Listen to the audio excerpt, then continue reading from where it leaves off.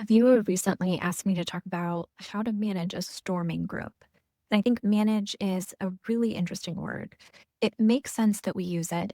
When a group becomes tense, argumentative, withdrawn, or divided, the leader may feel pressure to get things back under control.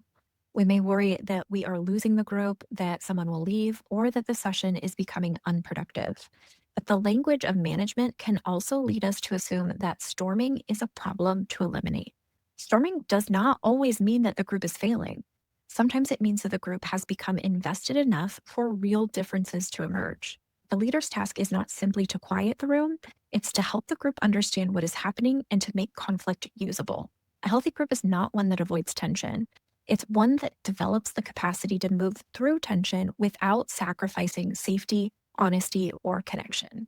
So, today we're going to talk about why storming occurs, what it might look like, and how a leader can respond without suppressing the process. We're also going to look at storming through an attachment lens. An attachment language can be helpful here because conflict does not activate everybody in the same way. One member may move towards the conflict, speak more intensely, seek reassurance, or repeatedly check whether the relationship is still intact. And another may become quiet, emotionally detached, skeptical, dismissive, or maybe even leave the group. Both may be responding to a perceived threat to connection, but their strategies can look almost opposite. And the goal is not to diagnose attachment styles from a single group interaction. Attachment patterns are tendencies or patterns and not fixed identities. Culture, trauma, history, temperament, power, and actual behavior of the group also matter. Still, attachment theory can help us avoid expecting every member to demonstrate safety, trust, or engagement in the same way. So, do groups need to be managed? When leaders believe that harmony is the sign of a successful group, conflict can feel like proof that something has gone wrong. And that can trigger what motivational interviewing calls the righting reflex, or the urge to correct, persuade, fix, or restore order quickly.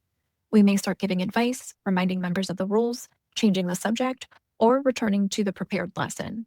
Sometimes structure is necessary, but if we intervene only to make the discomfort stop, we may teach the group that difficult feelings are not welcome here. Yalom describes the leader's task as fostering engagement, reducing avoidance, and harnessing conflict. That wording feels really important. Conflict is not automatically beneficial, but it can become clinically useful when the group has enough safety and reflection to learn from it. So I would replace the question, how do I control this, with several others. What is the group communicating? Why is it happening now? What developmental task may be underneath it? And what does the group need from me in order to stay engaged without allowing harm? The task is not to eliminate conflict, it's to make conflict usable. So, what is the storming stage? Many counselors learn a familiar sequence of group development: forming, storming, norming, performing, and maybe eventually adjourning if you're in a closed group. But we never quite get there with a full group if you're in an open group. So, during forming, members are often orienting themselves to the group. They might be asking, do I belong here? Is this safe? What am I supposed to say? Will I be judged? Who's the leader? And what does the leader expect? During storming, the questions often shift towards power, influence, autonomy, and trust. Can I disagree here? Who gets attention? Can I challenge the leader?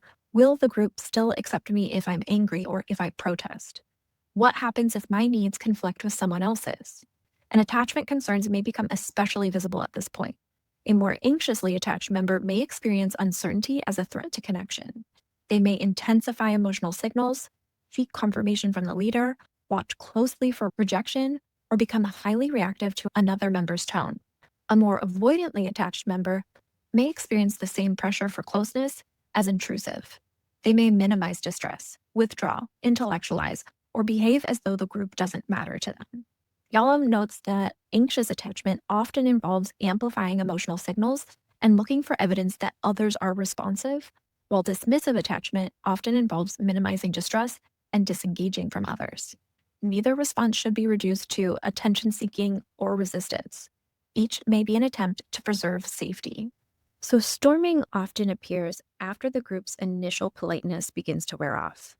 Members have had enough time to form expectations, notice disappointments, and compare the group that they imagined with the group that they actually have. But storming is not confined to one predictable point.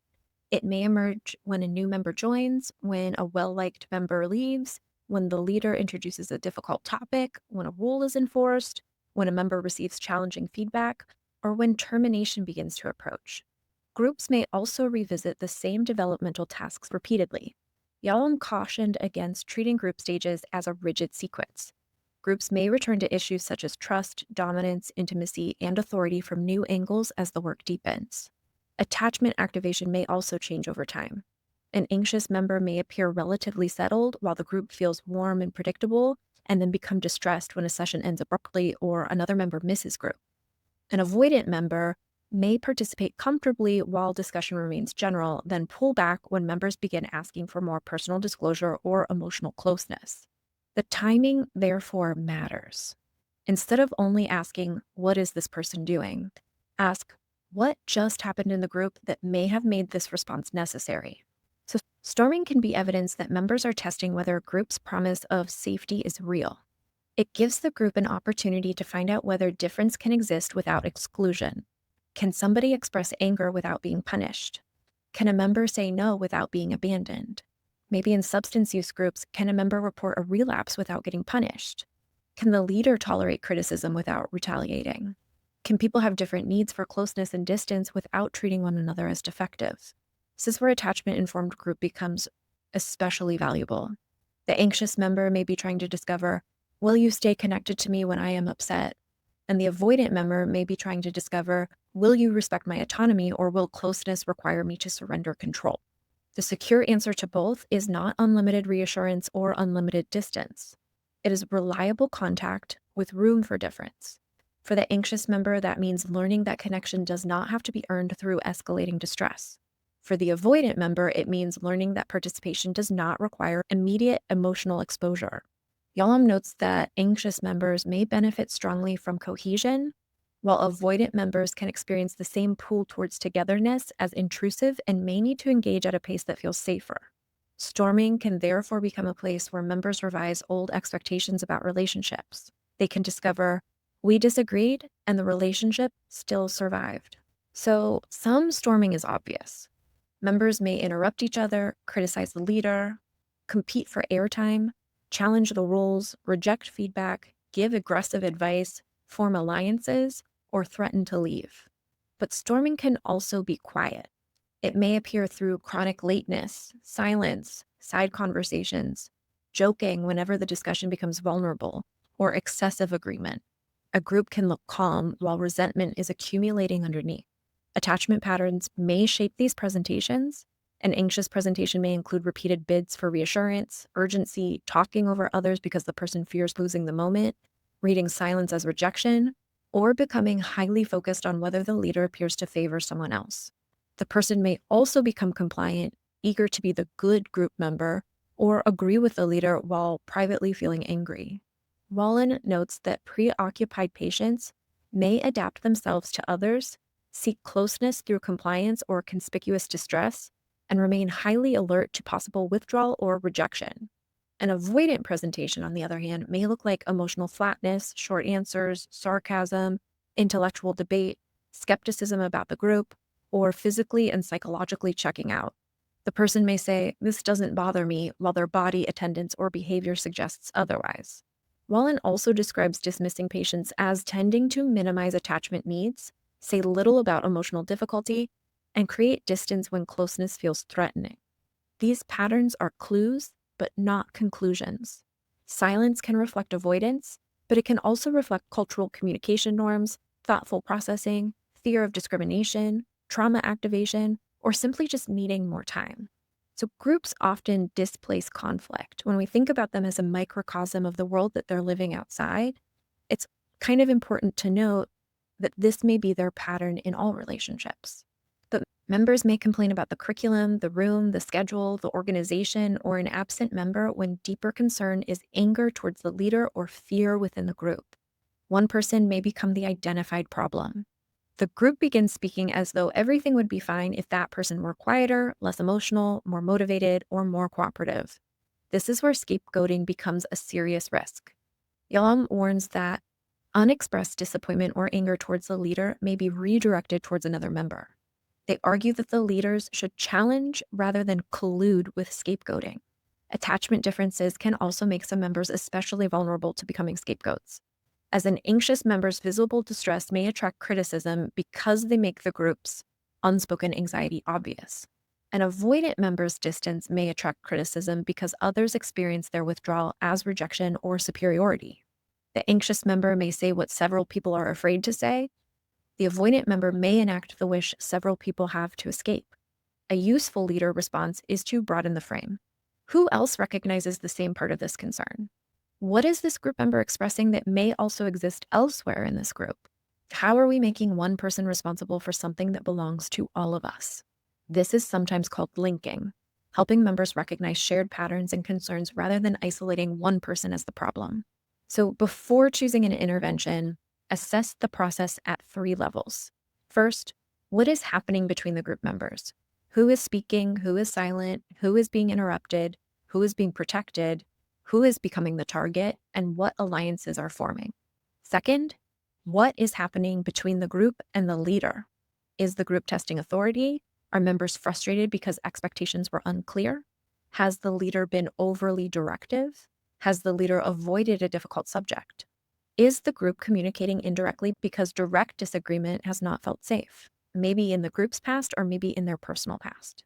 And then third, what is happening inside of the leader? Do I feel defensive? Do I want to prove that I know what I'm doing? Am I drawn towards reassuring one member repeatedly? Am I irritated with the person who has withdrawn?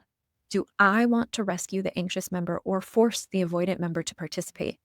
The leader's own attachment pattern can enter the room too. And a leader with anxious tendencies may over-respond to signs of disconnection, pressure, withdrawn members, or interpret silence as evidence that the group is failing. A leader with avoidant tendencies may become overly procedural, minimize emotional intensity, or retreat into teaching when the group needs relational presence. The point is not to pathologize the leader, it's to notice the pull. Our internal reaction may offer useful information, but it should not automatically become our intervention. So I'm going to organize the in-the-moment response to 6 steps, and we'll talk about each one more individually, but first you want to regulate yourself. Second, name the observable process. Third, slow the interaction and invite reflection.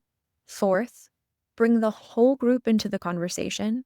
Fifth, help members speak from personal experience. And sixth, restore limits when necessary. And these steps are sequential enough to offer structure, but they don't have to be a rigid formula. You may need to move back and forth between them. And attachment-informed leadership means that overall structure remains consistent, while the way that you invite each member into the structure may differ. Anxious attachment generally needs reliable contact without reinforcing escalation. Avoidant attachment generally needs respectful space without allowing withdrawal to become permanent disappearance. The leader is offering both a safe haven and a secure base, enough safety to regulate, and enough support to take relational risk. So step 1, regulate yourself. And this is where we have to first focus on the leader's nervous system. When tension rises, slow your speech. Feel your feet on the floor. Notice your breathing. Avoid getting louder merely because the room has become louder. Do not rush to fill every silence. Your presence communicates, this is difficult, and I'm still here. For an anxiously attached member, a leader's sudden withdrawal, coldness, or abrupt change in tone may be experienced as confirmation that the relationship is in danger. So remain warm, direct, and predictable. You do not need to provide endless reassurance, but you should avoid becoming emotionally unavailable in response to intensity. You might say, I can see that this matters to you. I'm here, and I want us to slow down enough that the group can understand what you're saying. That response acknowledges connection while reducing escalation. And for avoidantly attached member, intense eye contact, repeated questioning, or public pressure to disclose may increase withdrawal. Regulation here may mean resisting the urge to pursue. You might say, I notice you've become quieter. You don't have to respond immediately. I do want to make room for your perspective when you're ready. That protects autonomy while keeping the relational door open. Yalom emphasizes that avoidant members may need support to proceed at a pace that feels safe, rather than being pulled rapidly into cohesion or disclosure. So next, we're going to name the process without claiming to know everyone's motives. And this is where it helps to distinguish between content and process, which is a Gestalt concept, but I think applies to every way that we look at groups. Content is what the group is talking about. Process is what is happening between people while they are talking about it. So, for example, imagine the group is discussing whether family members should be involved in treatment. The content might be discussions about whether family involvement is helpful, whether family members understand addiction or mental health, whether clients should invite relatives into session, how to define family. Do they have to bring a relative if they can bring a friend instead? Now, the process underneath might be two members repeatedly interrupting each other, or one member becoming increasingly quiet, or the group splitting into two sides, or maybe even several members looking to the leader to decide who is right. It can also be one member being treated as though they represent the whole opposing position. Another example might involve a group discussing boundaries. The content is the disagreement about what counts as a healthy boundary. The process may be that one member gives advice, another feels judged, and the rest of the group withdraws rather than risks becoming the next person criticized. In that moment, the most useful intervention may not be another explanation of boundaries. The more useful intervention may be to help the group notice how feedback is being given and received. You might say, hey, we're talking about boundaries, but I also noticed that conversation has shifted into several people telling one member what they should do. Or the topic is family conflict, but something similar may be happening here. One person is trying to explain their experience, and several people are arguing with the way they understand it. Does that remind you of family conflict? So this doesn't mean that the content is unimportant. Content often gives the group a safer doorway into the work, but process shows us how members relate when disagreement, vulnerability, power, or fear enter the room. A group may spend 10 minutes debating attendance rules, while the deeper process concerns whether the leader can be trusted to apply limits fairly.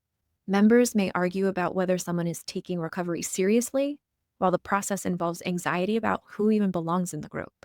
They may discuss communication skills while interrupting, withdrawing, or speaking indirectly to one another. The leader's job is to listen on both levels. What are they saying, and what are they doing together as they say it? When naming process, avoid statements as, you're all being resistant, you're all afraid of intimacy, you're all trying to sabotage the group. Those statements move beyond observation into interpretation. And honestly, they feel a little bit like an attack. I can't imagine that you would get anything other than defensiveness if you start talking to somebody like that. But even when the formulation contains some truth, presenting it as certainty can create shame and defensiveness. Instead, describe what is observable. Several people are speaking over one another. The conversation became quieter after that comment. I noticed that disagreement is beginning to center on one person.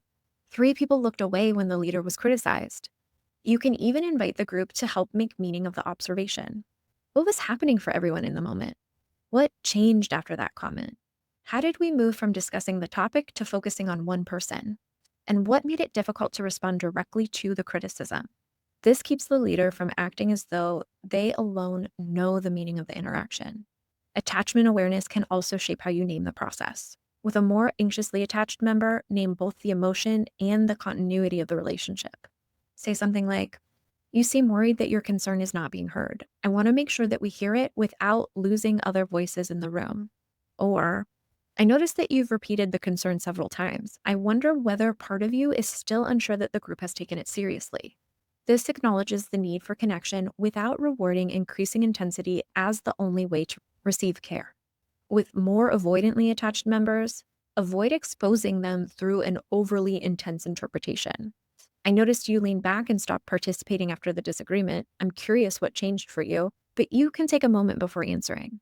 Or you can say something like, hey, I noticed you became quieter when the conversation became more emotional. I don't want to pressure you to disappear from the room. This respects autonomy while maintaining an invitation to remain connected. The goal is to make the process visible without making the member feel captured by your explanation. You are not telling the group what their behavior means. You are helping them slow down enough to become curious about what is happening between them. So when conflict becomes highly reactive, the group may lose the ability to think about what is happening. They might not be able to understand content versus process or respond to the questions that you're asking. So at this point, you want to slow the exchange. We can move into here and now reflection, moving from the content of what members are arguing about to the interaction among them. Okay, so once the process has been named, the next task is to help members recover enough space to think. During highly reactive conflict, people will often respond to the meaning that they have assigned to an interaction rather than what was actually said. A facial expression becomes rejection. A pause becomes indifference. A disagreement becomes disrespect. The response then often comes quickly before there has been a time to check whether the interpretation is accurate. Reflection begins by creating a small gap between the trigger and the response. So the leader might say, before either of you responds again, take a moment to notice what's happening inside of you. Let's slow this down enough to separate what happened from what each of you concluded it to mean.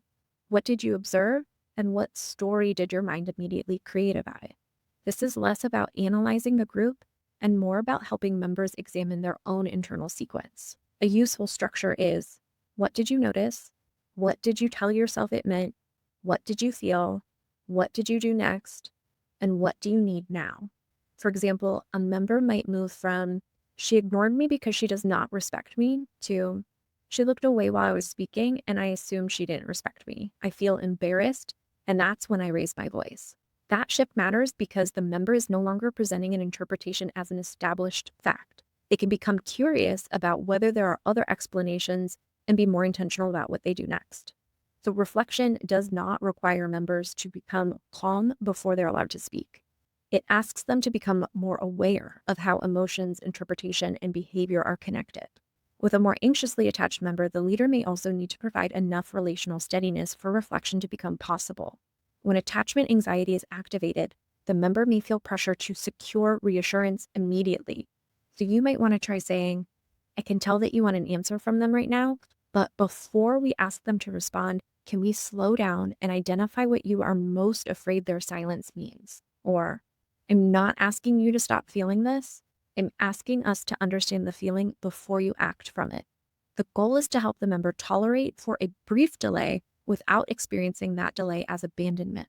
With a more avoidantly attached member, reflection may require helping them notice an experience that they have already moved away from. You might say, you're describing this as unimportant, but I noticed that your posture changed and you stopped making eye contact. Is there any reaction there that you dismissed before you had time to understand it? Or, you don't have to share more than you choose. Could you first notice whether you're feeling nothing or whether distancing yourself is helping you avoid something that feels harder to name? The goal is not to force vulnerability. It's to help the member recognize that withdrawal is also a response with meaning. For both attachment patterns, the leader is helping members move from automatic protection towards choice. The anxious member learns, I can feel urgency without acting immediately. And the avoidant member learns, I can notice discomfort without disappearing from the interaction. Reflection creates the possibility of a different next move. Instead of repeating the familiar pattern, the member may ask a question, clarify an assumption, name a need, or choose to remain present a little bit longer. So don't allow storming to become a prolonged duel between two people while everyone else watches. The group is the treatment environment, and the wider group usually has a reaction. So we want to ask, how is everybody else experiencing this? Who identifies with either side? Who has been silent but effective? What feels risky to say right now? This is also where you can care for attachment differences. Anxious members may dominate the interaction because urgency tells them that they must secure a response now. The leader can validate the need while widening the circle. I hear how important this is to you, and I'm going to hold your concern while we hear how others are responding. And the phrase, I am going to hold your concern, communicates that the issue will not disappear simply because the focus broadens. Avoidant members may be relieved when attention moves away from them, but they can also vanish from the process completely. Invite without cornering. I would like to hear from people who have not spoken, including anyone whose instinct has been to step back. You may pass, but I want your experience to remain part of the group. And that matters. Autonomy should be respected, but the group should not inadvertently establish a rule that loudest members carry all the emotional work while quieter members remain permanently outside of it. So conflict becomes more useful when members move from global judgment to personal impact. You are selfish gives the other person little room to respond. But if you say, when you interrupted me, I felt dismissed, it's more specific. Nobody here cares turns an emotional experience into a claim about everyone. Saying something like, I felt alone when no one responded, allows the group to examine what happened. Attachment strategies can distort communication in different ways. An anxious member may globalize, you always leave me out. Nobody wants me here. You clearly care more about them. Help the member slow down and locate the actual moment. What specifically happened that led you to feel excluded? What did you notice and what meaning did you make of it? What response are you hoping for now? An avoidant member may minimize. Not a big deal. I don't care. This is pointless. Rather than arguing, invite specificity. You may genuinely feel that this is not important. I also noticed that you became quieter afterwards. Is there any part of the interaction that affected you? Wallen suggests balancing empathy with respectful confrontation when working with dismissing patterns. Pure reassurance may feel irrelevant or intrusive, while a direct description of the relational impact may make the interaction more real. A leader might say, "When you say none of this matters and then withdrew, I find it harder to know you. I wonder whether others experience that too." That is different from accusing the member of refusing to engage. It names the impact and invites contact. So, understanding the meaning of storming does not require allowing harmful behavior. Anger is permitted, threats are not. Disagreement is permitted, humiliation is not. Members may challenge the leader, but they may not intimidate another member or use discriminatory language without interruption. Clear limits often help both anxious and avoidant members, though for different reasons. Anxious members may experience escalating conflict as evidence that the group is becoming unsafe or that the leader has lost control. Calm limit setting communicates that the relationship can contain strong emotions safely. You might say, "I want to hear your anger, and I'm going to stop the name calling. You do not have to intensify further for me to take you seriously." That last sentence can be especially regulating. It tells the member that the connection does not depend on escalating distress. Avoidant members may use limits as reasons to detach entirely or may expect the leader's authority to become controlling. Be clear without being punitive. You are not required to agree or disclose more than you choose. You are required to remain respectful and not dismiss other members' experiences. The message is that autonomy remains intact inside shared responsibility. A secure structure contains both freedom and accountability. So, one common mistake is forcing harmony too quickly. The leader reassures everyone, changes the topic, or asks members to apologize before they understand what occurred. Another mistake is turning the session into a lecture. Teaching may feel safer, remaining present with uncertainty, but it can communicate the group's real interaction is less important than the planned material. A third mistake is taking the challenge personally. So, resentment towards the leader is common, and a leader who receives it non-defensively can help the group learn that anger does not automatically destroy a relationship. Attachment-related leadership errors are also common. With an anxious member, the leader may provide so much reassurance that the group reinforces the belief that visible distress is the only reliable route to care. The alternative is steady responsiveness with support for self-regulation and direct communication. With an avoidant member, the leader may either ignore the withdrawal or pursue it too aggressively. Ignoring confirms that distance is the only safe option. Pursuing confirms that closeness means intrusion. The middle path is respectful, consistent invitation. Not every conflict is evidence of healthy storming. High conflict combined with low engagement and high avoidance can predict poor outcomes. Conflict is not a developmental requirement that leaders should casually romanticize. Productive conflict has movement. Members become more specific. They remain engaged. Multiple perspectives emerge. People begin recognizing their own contribution. Curiosity increases. Repair becomes possible. Harmful conflict becomes narrower and more rigid. One person is repeatedly targeted. Threats or intimidation occur. Members lose access to the group. The leader becomes punitive, absent, or aligned with one side. Shame replaces reflection, and attachment activation may help us recognize when the process is deteriorating. The anxious member becomes increasingly dysregulated because no response feels sufficient. The avoidant member becomes increasingly unreachable because participation feels unsafe or pointless. At that point, the leader may need to reduce intensity, restate limits, meet individually with a member, consult with a co-leader or supervisor, or reconsider whether the group is clinically appropriate.